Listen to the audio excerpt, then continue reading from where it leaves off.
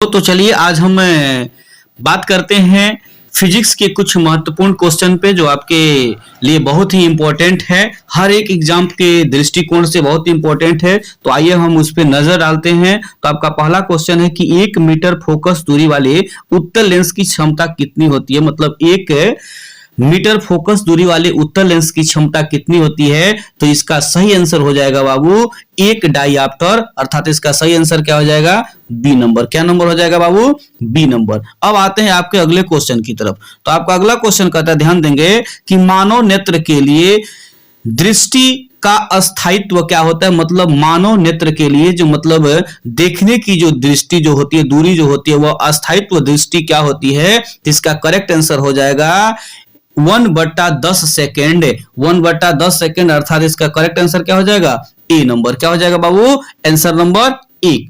अब आते हैं आपके अगले क्वेश्चन की तरफ। तो आपका अगला क्वेश्चन कहता है तीसरा कि किस दृष्टि दोष के निवारण के लिए अवतल लेंस का प्रयोग किया जाता है। मतलब वह कौन सा दृष्टि दोष होता है जिसको दूर करने के लिए जो है अवतल लेंस का प्रयोग किया जाता है। तो वह होता है निकट दृष्टि दोष। आपका तो सही आंसर क्या हो जाएगा, बी नंबर। क्या हो जाएगा बाबू, बी नंबर। अब आता है एक और क्वेश्चन कि दूर दृष्टि दोष वाले मनुष्य के चश्मे में कौन से मतलब चश्मे में होता है, मतलब किस लेंस का प्रयोग किया जाता है। मतलब दूर दृष्टि में किस लेंस का प्रयोग किया जाएगा। तो बाबू उत्तल लेंस का। कौन सा प्रयोग, उत्तल लेंस का। निकट दृष्टि की बात करेगा तो अवतल लेंस, और दूर दृष्टि की बात करेगा तो क्या करेंगे बाबू, चलते हैं अगले क्वेश्चन की तरफ। तो अगला क्वेश्चन आपका कहता है क्वेश्चन नंबर 5 कि लघु पथन के समय परिपथ में विद्युत धारा का मान पर क्या प्रभाव पड़ता है। जब लघु पथन होता है तो उस समय जो है विद्युत धारा का मान जो है, मतलब उसका विद्युत धारा के मान का उसके ऊपर क्या प्रभाव पड़ता है, बढ़ता है, घटता है या परिवर्तित ही नहीं होता है। तो इसका करेक्ट आंसर हो जाएगा बाबू सी कि बहुत अधिक बढ़ जाता है। क्या हो जाएगा, बहुत अधिक बढ़ जाता है। अब आते हैं क्वेश्चन नंबर अगला।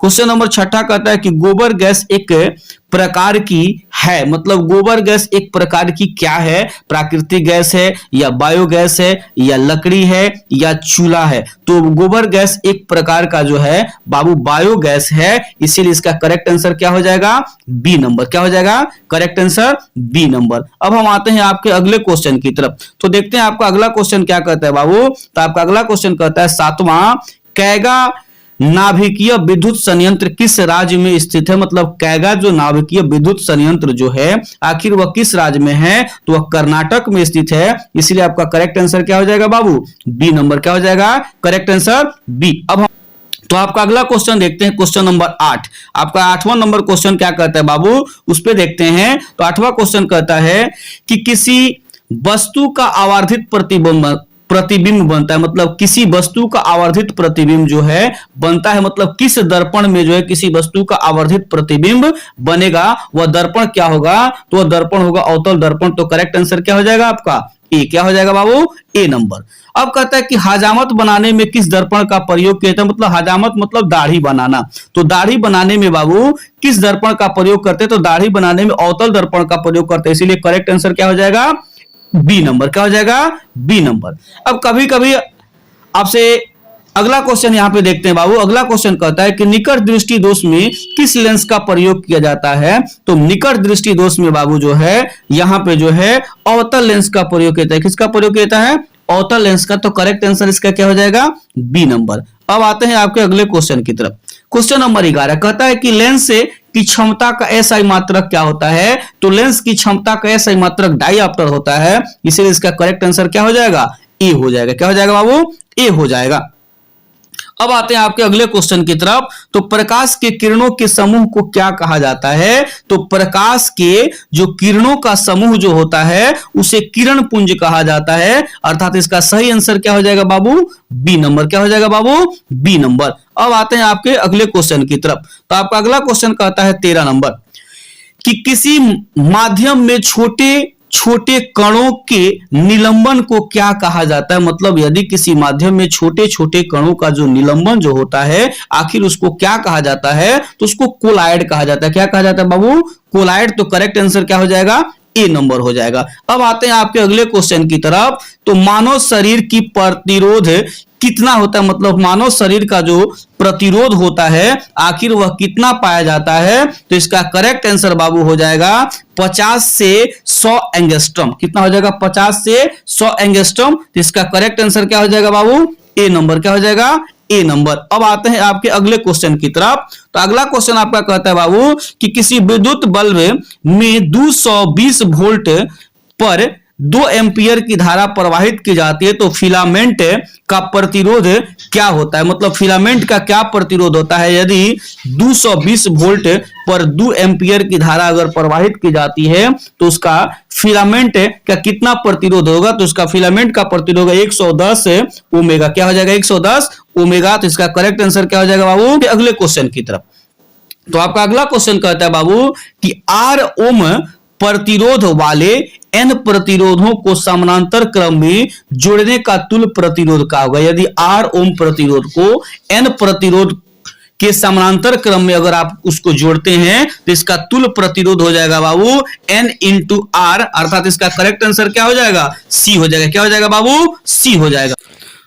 अब आते हैं बाबू आपके अगले क्वेश्चन की तरफ। तो आपका अगला क्वेश्चन कहता है 17 कि ओम के नियम निहित होते हैं, मतलब ओम का नियम जो है किसके द्वारा जो है दर्शाया जाता है? तो इसका करेक्ट आंसर हो जाएगा बाबू बी कि V बराबर आई आर। V बराबर आई आर। तो करेक्ट आंसर इसका क्या हो जाएगा बाबू?